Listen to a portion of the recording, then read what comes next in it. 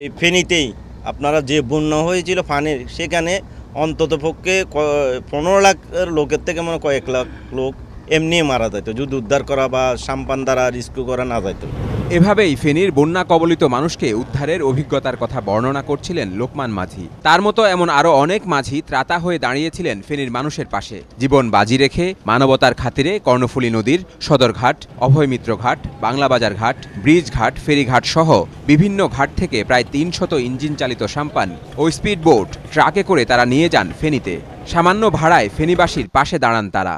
ফেনী থেকে আমার তো মনে হয় রাত্রের মাঝে 2000 উপর আমার কল আছে। ছোট ছোট বাচ্চারা কেঁদে কেঁদে বলতেছে, আঙ্কেল আমাদেরকে বাঁচান, আমরা মনে হয় আর কিছুক্ষণ বাঁচবো, তারপর আর বাঁচবো না। আমি নিউজটা আমাদের সাম্পান মাঝিদেরকে দিয়েছিলাম যে অমুক জায়গায় যাইতে হবে, একটু যান, পারলে তাদেরকে একটু রেস্কিউ করেন। আমাদের বাপদাদার আমল থেকে 60-এর তুফান হয়েছে, 69-এর তুফান হয়েছে, 70-এ হয়েছে।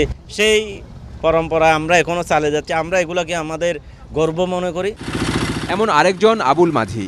ফেনীর পরশুরাম, ফাজিলপুর, মুহুরীগঞ্জ সহ বিভিন্ন এলাকায় পানিবন্দী মানুষকে উদ্ধার কাজে অংশ নেন তিনি। ফাজিলপুর লেবুতলার ভিতরে একটা ঘরের ভিতরে 4 জন লোক আটকে লইছে, এখন ওদেরকে বাঁচাইতে বলতেছে। ওই সাইডে একটা ফ্যাটম ফার্ম আছে, ফ্যাটম ফার্মের দিয়ে যাইয়া বোর্ডেরে একটা লোডের উপর দিয়ে তুললে আইনা আমি ওইখান থেকে যাইয়া ঘর থেকে সালের উপর থেকে লেফটেনের সালের উপর থেকে মানুষ 7 জন তুলে আমি ফ্যাটম ফার্মে আইনা নামাইছি।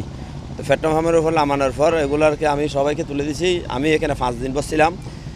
ওখানে গরু ছাগলের কান্নায় আমার চোখের পানি আরো বেশি আসতেছে। এমন কাজ করতে গিয়ে পড়তে হয়েছে অপ্রীতিকর পরিস্থিতির সামনে। কিছু মানুষকে উদ্ধার করতে যেতে না পারায় এলাকাবাসীর লাঞ্ছনার শিকার হন কয়েকজন মাঝি। খোয়া যায় তাদের একটি সাম্পানও। রাত দিন পরিশ্রম করার পর খাওয়া নেই, ঘুম নেই, তারপরে তাদেরকে বলা হচ্ছে যে মানে এখানে যেতে হবে, ওখানে যাচ্ছে না কেন, ওইখানে যেতে করতেছে না, এইরকম বাধ্যতামূলক মানে বাধ্য করা হয়েছে তাদেরকে।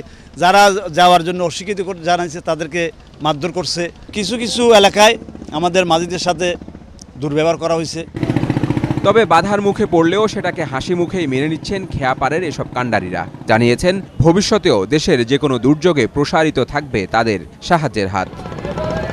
মোহসেনাত শিহাব, মাছরাঙা সংবাদ, চট্টগ্রাম।